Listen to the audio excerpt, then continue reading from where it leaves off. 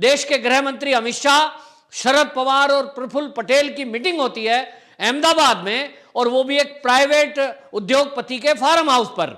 इसमें मीटिंग के लिए शरद पवार प्राइवेट जेट से जाते हैं और इस मुलाकात को लेकर के जब सवाल जवाब पूछे जाते हैं तो सब मौन रह जाते हैं। और इसी पर एक पत्रकार ने दिल्ली में प्रेस कॉन्फ्रेंस के दौरान अमित शाह से जब यह सवाल पूछा कि आपकी शरद पवार और प्रफुल्ल पटेल से जो मीटिंग हुई है उसके क्या मायने हैं, तो उन्होंने केवल मुस्कुराकर इतना कहा कि हर चीज सार्वजनिक नहीं की जाती।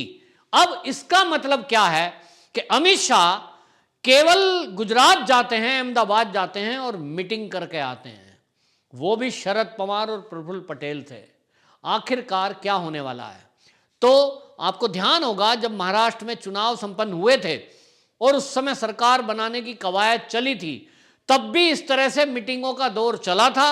लेकिन उस समय कांग्रेस के आगे आने से शिवसेना के जो सपने थे और शिवसेना ने जो धोखेबाजी बीजेपी के साथ करी थी, उसके बाद उस कारण से महत्वाकांक्षा उद्धव ठाकरे की ज्यादा सामने आई थी और उसी बीच में वो सरकार बना के ले गए थे। लेकिन आपको ध्यान होगा उसी में एनसीपी का एक धड़ा टूटने को तैयार हो गया था, जिसके मुखिया अजीत पवार बन गए थे और उन्होंने दावा कर दिया था कि मैं ऐसे बहुत सारे विधायक लेके आऊंगा जो हमारे दल में रहेंगे और सरकार बना सकते हैं। तो कुछ घंटों की सरकार उस समय देवेंद्र फडणवीस बनाने में सफल हो गए थे, लेकिन उसके बाद वो सरकार गिर गई क्योंकि अजीत पवार को वापस एनसीपी वालों ने शामिल कर लिया था और शरद पवार ने उस समय जो डिसीजन लिया वो उसका आज खामियाजा भुगत रहे हैं कि उन्होंने जो मुख्यमंत्री उद्धव ठाकरे को बनाया, उद्धव ठाकरे कुछ कमांड नहीं कर पाए और अब ठीकरा फोड़ रहे हैं वो महाराष्ट्र के गृह मंत्री के सिर कि ये जो गृह मंत्री है इन्होंने ठीक से नहीं देखा,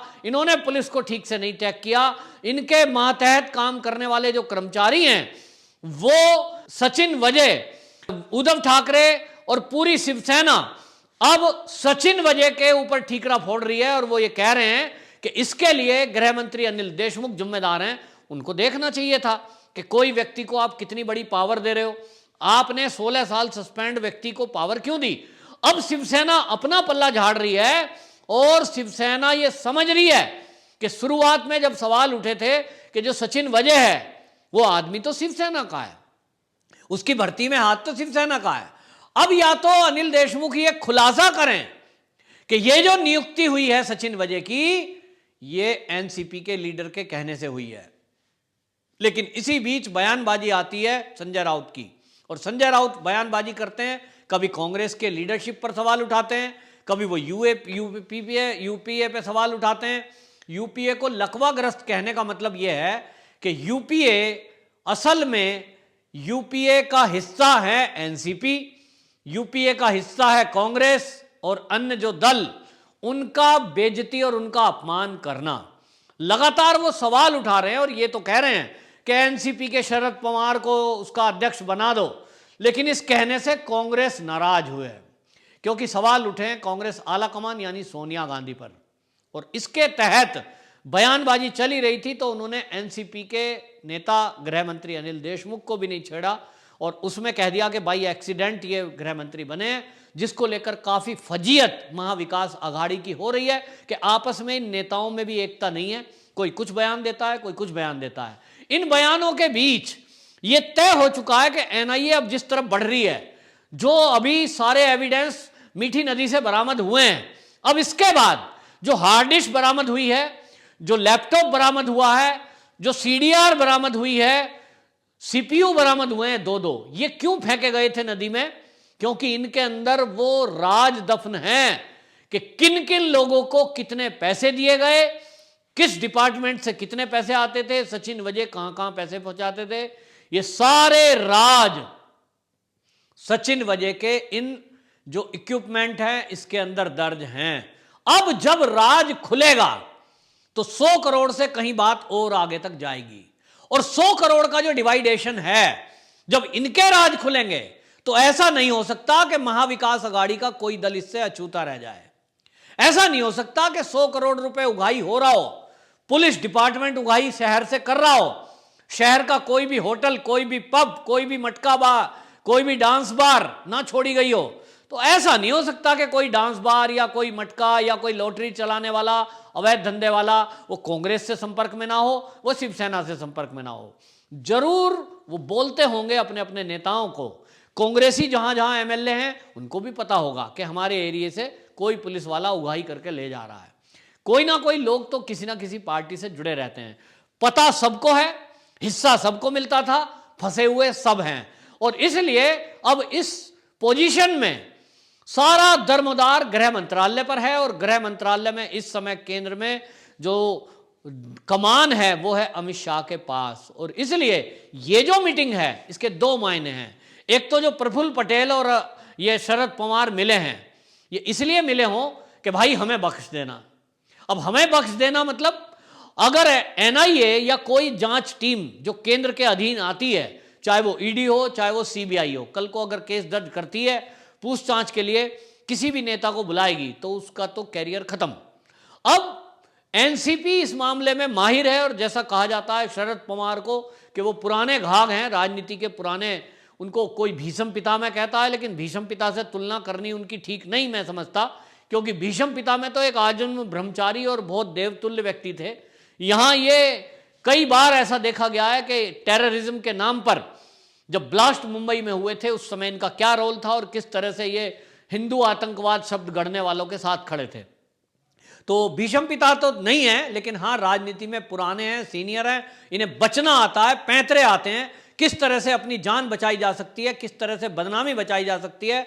और इसका एक पहलू यही मुझे जो समझ में आता है कि गृह मंत्री से मिलकर इन्होंने आग्रह किया होगा भाई हमें बख्श देना, हमारा नाम ना आए। क्योंकि जो 100 करोड़ उगाही की बात और जो ट्रांसफर पोस्टिंग का मुद्दा, जिस ट्रांसफर पोस्टिंग को लेकर रश्मि शुक्ला ने खुलासा किया था और जिसके एविडेंस अब गृह मंत्रालय के पास हैं, देवेंद्र फडणवीस जो महाराष्ट्र के पूर्व मुख्यमंत्री अभी कुछ ही दिनों पहले दे के आए हैं, उसकी जांच जिस दिन शुरू होगी उस टेप की और दस्तावेजों की, निश्चित रूप से 100% उसमें एनसीपी के शरद पवार फंसेंगे।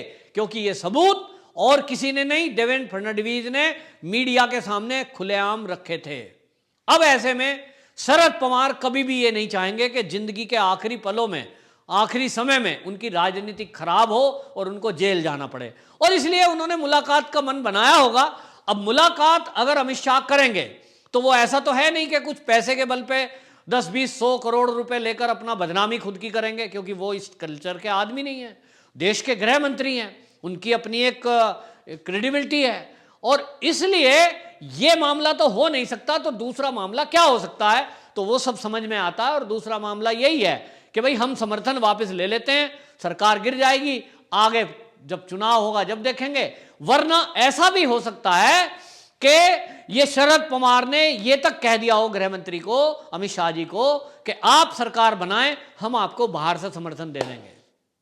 ये समर्थन की बात हो गई हो, सरकार गिराना तय हो गया हो, ये संभावनाएं ज्यादा लग रही हैं। क्योंकि जिस तरह की बयानबाजी संजय राउत ने एनसीपी के गृह मंत्री को की है, अनिल देशमुख पर जिस तरह से सवाल उठाए हैं कि अनिल देशमुख बाई एक्सीडेंट गृह मंत्री हैं, इसको लेकर अच्छा खासा बवाल एनसीपी में है। इधर आपको बताएं कि कांग्रेस भी नाराज है संजय राउत की बयानबाजी से। अच्छी खासी कांग्रेस हाईकमान यानी सोनिया गांधी नाराज है, क्योंकि उसने सोनिया गांधी पर सवाल उठाए। ऐसे में कांग्रेस की मजबूरी क्या है कि वो समर्थन वापस नहीं ले रहे हैं। ऐसे में एनसीपी की मजबूरी क्या है कि वो समर्थन वापस नहीं ले रहे हैं। एक ही मजबूरी है कि तीनों दलों ने मिलकर जो महाराष्ट्र में लूट खसूट मचाई है और जो भ्रष्टाचार में साथ दिया है, वो भ्रष्टाचार में चाहे मौन रह करके दिया हो, मैटर कुछ भी है, जिम्मेदारी तीनों दलों पर आती है। अब इसमें जो भी समर्थन पहले वापस लेगा वो यही कहेगा कि हम इस भ्रष्टाचार में नहीं हैं और हम ऐसी भ्रष्ट सरकार को समर्थन नहीं दे सकते, हम सच्चे दूध के धुले हैं, इसलिए हम समर्थन वापस ले रहे हैं। अपने दाग धोने के लिए जो भी पहले इस कदम को उठाएगा वो पाक साफ अपने को दिखाने की कोशिश कर सकता है कल को। और इस काम में सबसे पहले यदि कोई आएगा आगे तो वो शरद पवार होंगे, क्योंकि जैसा कहते हैं शरद पवार को कि वो सीनियर लीडर हैं, राजनीति की बहुत समझ है, और शरद पवार कभी नहीं चाहेंगे कि उनकी पार्टी एनसीपी पे ये दाग लगे कि वो किसी भ्रष्टाचार में इन्वॉल्व है। इसके पहले वो अनिल देशमुख को हटा सकते हैं, लेकिन नहीं हटाया क्योंकि वो इसी बात को रखेंगे कि अनिल देशमुख की कोई गलती नहीं है। ये पैसा कहां जा रहा था? तो ये पैसा जा रहा था उद्धव ठाकरे पे, या किसी भी शिवसेना के नेता का नाम ले सकते हैं, वो किसका लेंगे वो जाने। लेकिन कुछ खेल ऐसा हो सकता है कि पूरा ठीकरा शिवसेना और कांग्रेस के सर पे फोड़ दिया जाए और एनसीपी उसमें अपने को बेदाग दिखाए और समर्थन वापस लेके सरकार गिर जाए। उसके बाद बीजेपी दावा करे और उसमें टूट करके, जैसे कि पहले भी हुआ था कि एनसीपी के बहुत सारे लोग आने को तैयार थे, अभी तो समझौता जब शरद पवार से खुद हो रहा होगा तब फिर तोड़ने की बात ही नहीं है, बाहर से समर्थन रहेगा। और हो सकता है कि इस पूरे खेल में बस जो है वो, जैसा कि सचिन वाजे कहते हैं कि मैं तो एक मोहरा हूं, तो आखिरकार वो और पीछे कौन लोग हैं ये अभी खुलना बाकी है। लेकिन इतना तो समझा ही जा रहा है, इतना तो हमें डे फर्स्ट पता है कि बेशक सचिन वाजे मुद्दे को भटकाने की कोशिश कर रहे थे और बेशक पुलिस कमिश्नर मुंबई के पूर्व पुलिस कमिश्नर परमवीर इस मुद्दे को भटका कर ये कहना चाह रहे थे कि ये सारा अनिल देशमुख के कहने पे हुआ है।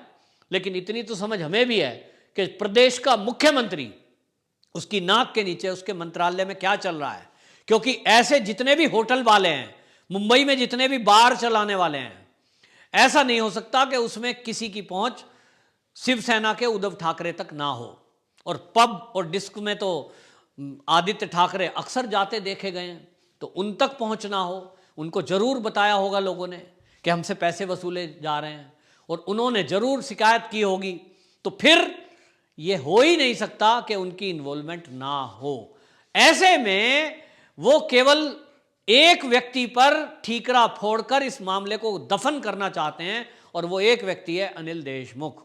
लेकिन शरद पवार कभी भी ऐसा नहीं होने देंगे कि अपनी पार्टी के किसी नेता के ऊपर ये सारा कलंक ले लें और दूसरी दो अन्य पार्टियों को पाक साफ होने दें। तो ये खेल चल रहा है, जल्दी आप देखिए इस खेल में ये पता लगेगा आपको कि एनसीपी ने समर्थन वापस ले लिया और फिर बीजेपी ने दावा किया अगले मुख्यमंत्री देवेंद्र फडणवीस होने वाले हैं। और जहां तक जनता है उसके साथ तो एक बार फिर से मजाक होगा कि ये सरकार फिर समझौते करेगी और असली बात खुलने से शायद रह जाए। लेकिन जनता कह रही है कि जो सरकार में चल रहा है लूट खसूट, इसका खुलासा होना चाहिए, और ये तभी हो पाएगा जब ये सरकार गिरे, अगला मुख्यमंत्री या तो भाजपा का आए या तो यहां राष्ट्रपति शासन लगे। देखना है क्या होता है। वंदे मातरम।